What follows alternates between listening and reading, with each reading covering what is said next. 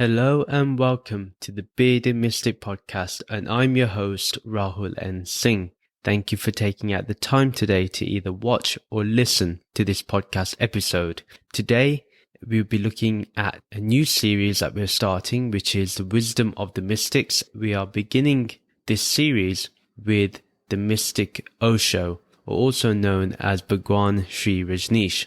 We'll be looking at some quotes of his today and going a bit deeper into what do they mean and are they still relevant today in our day and age, and what can we understand from this great mystic who has been a great influence on my life.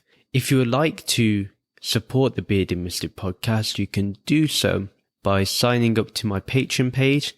The link is in the video description or the show notes below. Let's begin with the wisdom of this mystic, Osho. The quote says, "Try to understand the ego.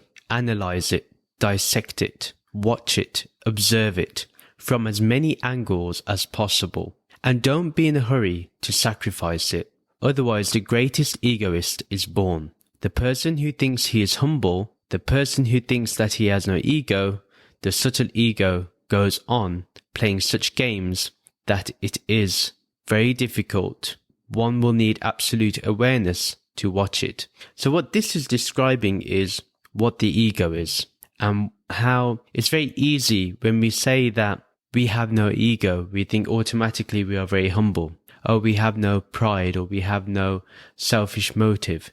But this is not necessarily true, and this is what Osho is talking about, that the subtle game of the ego is now played, and the subtle ego, in fact, is far more difficult to remove. Now, first of all, as he says in the very beginning, that it is important to be aware of the ego. It's important for us to observe it, to be able to watch it, and check where has it originated from, where did it come from, and where will it go. Travel with the movement of the ego, see where it's going, see where it has arisen from, see what it does, and don't judge it. Just watch it, just observe it. This is what Osho is talking about. Look at it from many angles. Look at the ego from a place where there is multiple angles, and therefore it's not so easy to remove it. And he says something that is very interesting. Don't be in a hurry to sacrifice it, otherwise the greatest egoist is born. What he means by that is there's no need to sacrifice something that is already false. What's already happened is we have sacrificed the truth, our real self, for the ego. We have already done the sacrifice. There's no need to sacrifice the ego in order to get to our real self or true self. That true self is always there. What we have to remove is the idea that we are this ego, this identity that is transient, that is subject to change and modification. All we have to do is really let go of the false, and then the ego automatically dissolves away. We don't have to do anything for it to happen. Otherwise, what will be happening is we'll be creating a narrative of a great being who sacrificed the ego. And really, it's just an egoic idea of having this story of, I have sacrificed the ego, I have done this, I have transcended my ego. The recognition of the truth is one where you only really speak of the truth. Your focus is not always on the ego and what you've attained, but more or less describing what it is that is seen through the sense of being Brahman, of Aham Brahmasmi. It's from that vision that you look at life and you interact with life. It's not necessary that in order to show your spirituality and your development that you have to talk about letting go of your ego or that you've transcended the ego. That again is another game of the ego. So the moment we think we are humble, then it literally becomes the game of the subtle ego. And to get rid of this subtle ego is very difficult because we do not even recognize that we have this type of ego. Now, we may think we've transcended things. It may appear that we have made great strides and great attainment in our spiritual journey. But actually, what tends to happen is we lose focus on what the subtle ego is. We forget how to see how this subtle ego affects our spirituality and affects our day-to-day life. We don't need to pretend to be humble. Being humble is not something that comes to you through getting rid of the ego. Humility truly comes from when you understand what you really are. And when you understand what you really are, there's no need to say that the ego is nonsense or the ego is false and you're all wrong if you believe in the ego. There's none of that needs to be done. To understand the ego completely, we need to be fully attentive, aware and conscious of it whenever we can, whenever it is possible. This is the name and game of this whole quote, is to be aware as much as possible, to be alert as much as possible, to be able to watch the game of the ego rather than participating in it. So this is the main aim behind that. We'll have a look at the next quote by Osho. To know the real self is enough. The ego falls flat on the ground without any effort to surrender it. I cannot say to you, drop the ego, because that means I accept the reality of your ego. This is incredibly deep and incredibly insightful actually into understanding what the ego is. And this is the ultimate nature of spirituality, which is to understand who you really are. Therefore, knowing that you are Brahman is absolutely enough. You do not need to do anything else. What ego are you going to surrender when the only real, when the only changeless reality is what you really are, which is Brahman? Osho is very right that there's no need to put any effort to surrender the ego. To surrender the ego is to give it a reality, is to give it an actual life. And what he's saying here is the only real life that is here, the only thing that is alive is the true self. We don't need to surrender the ego. And the question would be is how can it find existence when the self is always illuminating from its own self? Yeah, the self does not need an external light to illuminate. It's always self-luminous. It's always there. The ego is something that needs the light to shine. And guess what light it uses to shine? What does the ego utilize? It is the light of the self. So everything comes from the self. Everything arrives from the self. Therefore, it's very important to know our true self. And this is what Osho is emphasizing. Osho is very right when he talks about that we have to accept the reality of our ego and that it is a part of our reality, something that we cannot escape. And even to drop the ego would mean to drop reality. And that is not possible. See, the ego can exist in Brahman, and that's absolutely fine. As Brahman, you may function in this world, and it may appear that you have an ego. And that's all the ego is an appearance. Now, for example, I've used this many times before, that when you have a screen and you have images, the screen does not become influenced by the images that are portrayed upon it. If the screen is blank, it remains blank even after the images have shown itself. Say there are characters on the screen and something occurs with the characters. The screen doesn't get affected if the characters are sad, if they're lonely, if they're happy and ecstatic. The screen remains the same. Likewise, our real self remains the same, and this finite reality of our ego will just appear and then disappear. But upon the blank screen of our true self, our higher consciousness, this ultimate reality or this awareness, it has little to give to it. If anything, it probably has nothing. There's no need for us to drop the ego because it is an appearance. And like every appearance, it appears and then disappears. It is not something that's going to last. So why focus on something that's not going to last, but focus on something that is going to last, and that is your true self. This awareness that is constantly here, right now.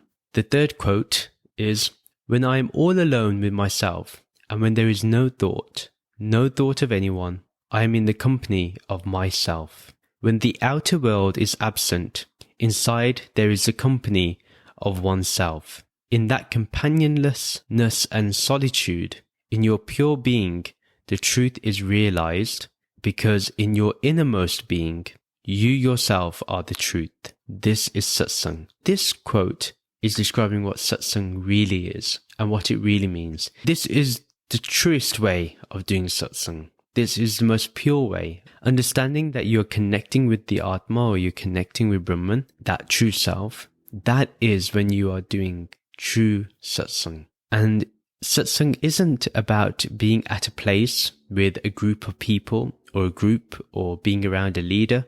That is not what satsang is. Satsang isn't simply just to gain knowledge, but It's about letting go of knowledge that is taking you away from understanding that you are Brahman, that you are pure awareness, pure consciousness. What tends to happen with this satsang of yourself, you lose all the barriers against you knowing the knowledge, that knowledge of Brahman. And that's what satsang does. It gets rid of all those barriers. And frankly, you are your own best company. That's a fact. You are the one person that can take yourself to the ultimate goal. It's all up to you. None of this can happen without you. This awareness that we've been talking about is all reliant on whether you want to be aware of it or whether you like to be part of the world and then to function in the world. That's totally up to you. Your pure being is awareness itself. What you really are is awareness yourself. And you have to enjoy that solitude. That solitude shouldn't give you any fear. It should actually make you more courageous and fearless. That would be the great purpose of being in your pure being. Yeah, that is awareness. Companionless. Why does Osho talk about companionlessness? It's because when we think we have a companion, we can become reliant on that companion.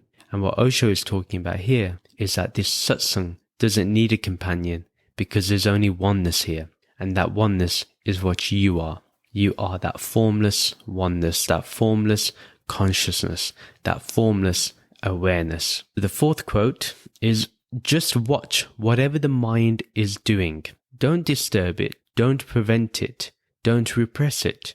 Don't do anything at all on your part. You just be a watcher. And the miracle of watching is meditation. As you watch, slowly your mind becomes empty of thoughts. But you're not falling asleep. You're becoming more alert, more aware. And this really is a beautiful meditation. And it's more or less a guided meditation in itself. Osho is not giving any particular method on what to do. In fact, what he's trying to say here is just watch the mind. Now, when you start watching the mind, what then occurs?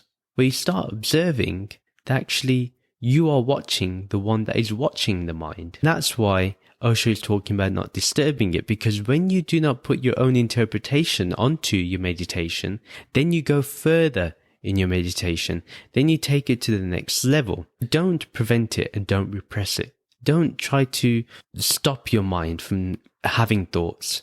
A lot of people want to meditate and they're like, well, I can't get rid of my thoughts. The one advice I always give is just watch your thoughts like you watch clouds pass by in a blue sky. Just be like that. Thoughts appear, let them disappear. You should be able to allow your mind to not be distracted by those thoughts. But don't repress anything.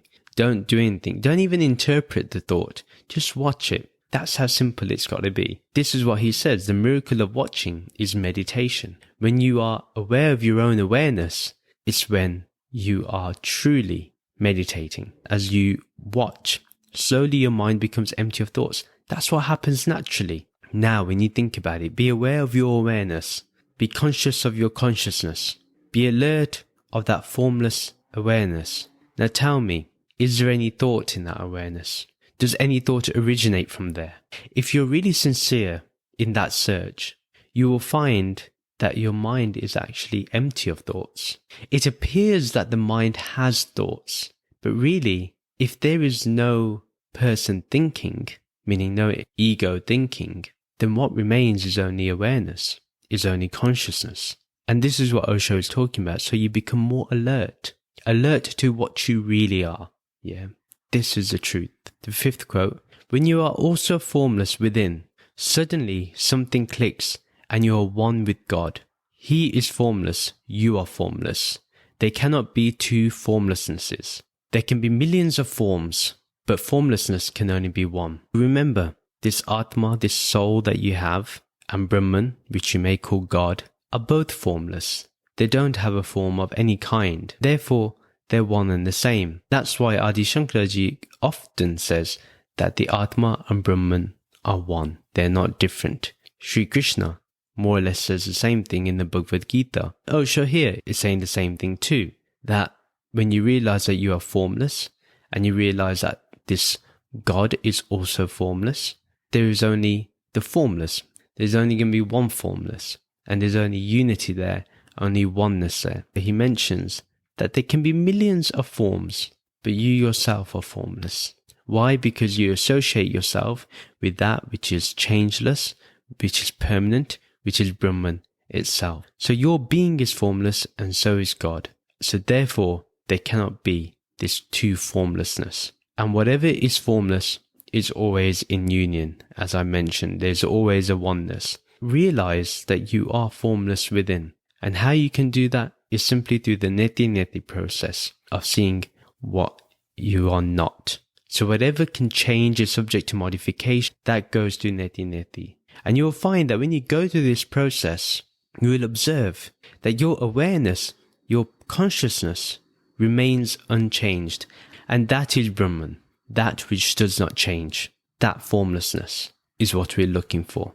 The sixth quote, that's why I say, don't get lost in words, don't get lost in doctrines. Rather, find a living master whose very being is a finger pointing to the moon. In his presence, maybe something transpires in you, not in his words, but perhaps in his silence, not in theories, but perhaps in his eyes.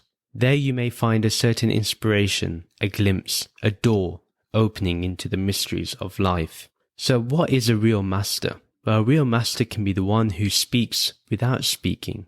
In their silence, you understand so much.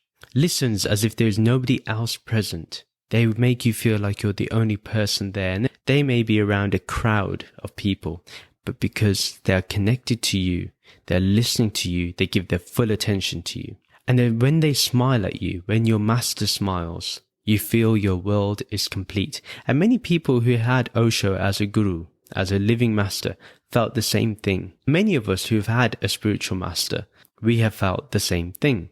When we see a real master, it's not so important that we get too attached to the words that they say. But what's more important is we get their message. We don't make doctrines out of their words, but we understand the message and then we live them. It's more important to live them than to memorize those words. That's what our focus should be on, is being the message. And like he says, rather find a living master whose very being is a finger pointing to the moon. And the reason why he says find a living master is because when there is a master that has deceased or has gone, you can project how you perceive them to be. For example, if you read something from a master of the past, like we're reading Osho now, I'm being open with you to tell you I'm giving you my interpretation. But what Osho's words were, only he knows what he meant. Yeah, only he will know. And only he can explain what it truly was. I can only give you my interpretation of it. But if I say to you that my interpretation should now be the doctrine, should be the way you perceive Osho, that is when things become very religious and things turn into a religion of a formal sense. But that's why Osho says that rather find a living master whose very being is a finger pointing to the moon. So basically, at this point, think about it, the living master is Brahman itself, the finger pointing to the moon. You see the master, but really what you're seeing is Brahman. They also become formless, like Brahman. They raise your consciousness to that pure consciousness. They raise your awareness to that awareness that is eternal. And that eternal reality is within you and surrounds you at all times. Osho says simply being in the presence of such a master can make something happen. It can create something. It's creative. Creative in what manner? Creative in creating that urge, that desire to be enlightened. That's what transpires. Suddenly you start feeling that this whole universe is working with you for you to know your true self. And as Osho says, not in his words, but perhaps in his silence. What's more important is the silence in where you are with the living master, understanding that silence. You have to be in the presence of the master, the actual physical presence of the master, to understand the silence. Literally by watching a video, it can only give you some element of that. Let me also say that the master doesn't give you theories. Yes, the master can explain things very effectively, very efficiently. So the one aspect that we use in Advaita Vedanta to understand the master is that they should be able to explain what is in the Upanishads, in the Gita, in the Brahma Sutras, and so forth. In the scriptures, they're able to elaborate upon it and give you their own take on it based on their own experience. The same thing with Osho. He always used to say, experience it for yourself. The only way to know the truth is if you know it. You cannot rely on somebody else, even if they are your master. So it's very important that a master only provides you an inspiration or a glimpse, as Osho says. But really, you have to walk into the mystery of life. You have to walk into the lion's den, so to speak. Number 6, and what I wanted to share was Osho's 10 commandments. And he was very reluctant to give them, but I think they're very interesting and very cool to understand. So his first one was, and they're in no particular order, he said, never obey anyone's command unless it is coming from within you also. So don't just follow a living master or a book blindly. Unless it speaks to you, then follow it. That's really important. There is no God other than life itself. And that's very true. The underlying reality within all life, the underlying union within all life forms is Brahman itself. And Brahman is not what you can conceptualize in the Western context as God. Brahman is beyond that Western concept. What Brahman is just that pure consciousness that is both infused in life and yet transcends life. Osho is very right when he says that there is no God other than life itself. And in fact, what happens then is that your attitude towards life becomes affirmative.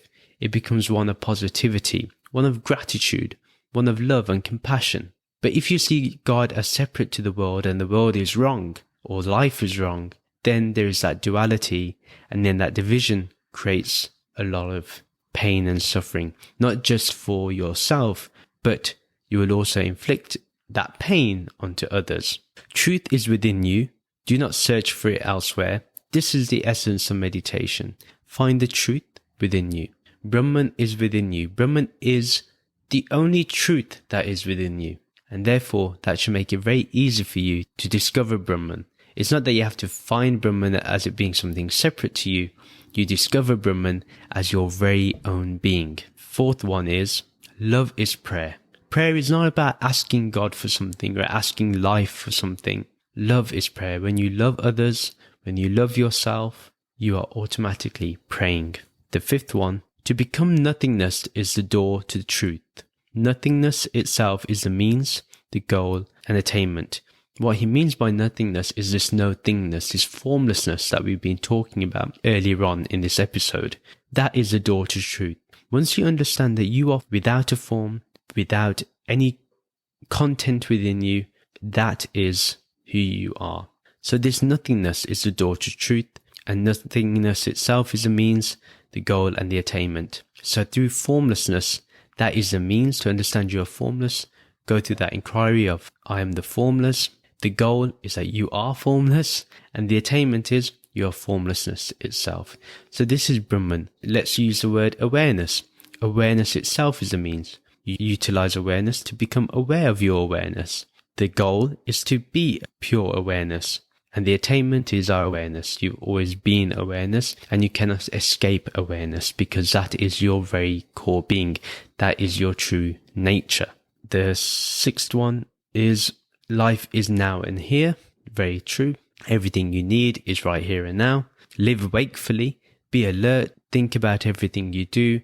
Every action you take, every thought you have should be done with the precision of pure alertness. Be as alert as possible and be attentive as possible. Then you're living wakefully. Live wakefully also means that's another way to be enlightened. When you live with absolute attention, measure your words, measure your intentions, measure your actions accordingly. Do that which causes less harm, because that's what happens when you live wakefully. Do not swim, float. Instead of being a doer, just float with life. Let the ocean carry you wherever it wants to take you. Do not tell the ocean where you want to go. Do not swim to the other shore. Float. And even by floating, you will reach the shore effortlessly instead of exerting yourself by swimming. Die each moment so that you can be new in each moment. That's so beautiful. In fact, by doing this, we get rid of our fear of death, because we understand that we are new in every moment. Even the moment when you have to discard this body will be a moment for you where you know that there is a renewal happening. Something new is happening in each moment. Yes, in that next moment you may not be alive, and to the world you may be considered dead, but to you, you know that everything is new in the moment. Why? Because awareness remains the same. Awareness does not die. Awareness is eternal. And the 10th one, do not search. That which is. Stop and see. This is very direct by Osho. I think it requires us to repeat it once again. Do not search. That which is. Stop and see. That's all we need to do. We do not need to look for this truth. We do not have to find it within us. We just have to let it shine forth.